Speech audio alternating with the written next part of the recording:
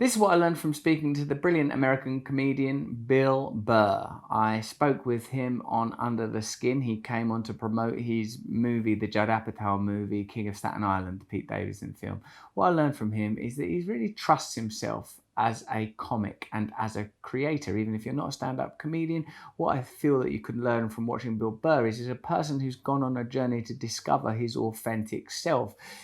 And he takes risks. He takes a lot of risks. I feel like from some of the things he said, I believe that Bill Burr's comedy from 20 years ago might have been very different. He's always collaborated with great comedians. He was on the Chappelle Show years ago, and he now crops up quite frequently on Rogan. What I learned from him is that he's willing, as any comedian must be, and perhaps any creative person ought to be, he's willing to take risks. He's willing to explore difficult territory, which can be challenging, let's face it, at a time when people are, sorry about this, I think I've got a mosquito bite, at a time when people are particularly sort of cautious around language. By the way, I'm not one of those kind of political correctness gone mad type things. I think it's good that we're careful about other people's feelings and that we respect one another and that we're aware that there are all manner of differences and distinctions and beautiful varieties and diversities across our little human species on this tiny rock in this infinite space.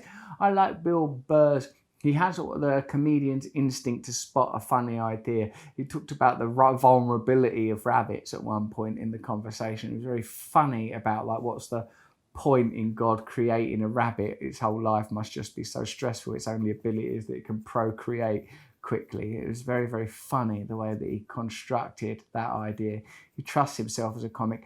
I also was flattered that he was vulnerable a couple of times when talking about loss and the loss of friends that he's really loved. And he's also clearly experienced a lot of, I would say from the sound of it, quite hard-edged male environments in childhood, which must be difficult as a sensitive person.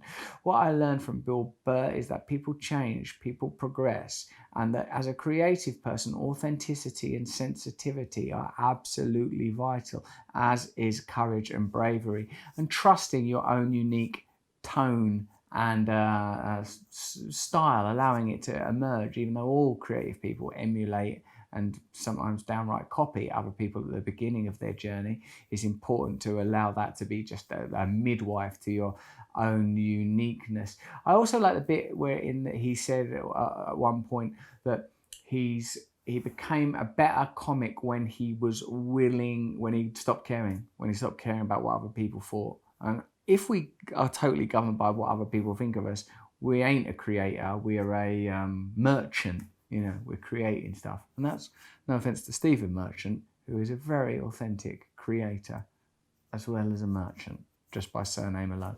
So what I learned from Bill Burr was the importance of authenticity, the possibility of progress and change, how to engage your own uniqueness and trust it, and that sensitivity, even if it's a difficult thing in the early part of your life, can ultimately will become a great power in your life if you trust it.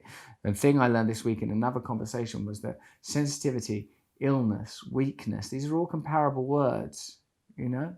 To be like, say that addiction is regarded as an illness or a disease or a malady or whatever.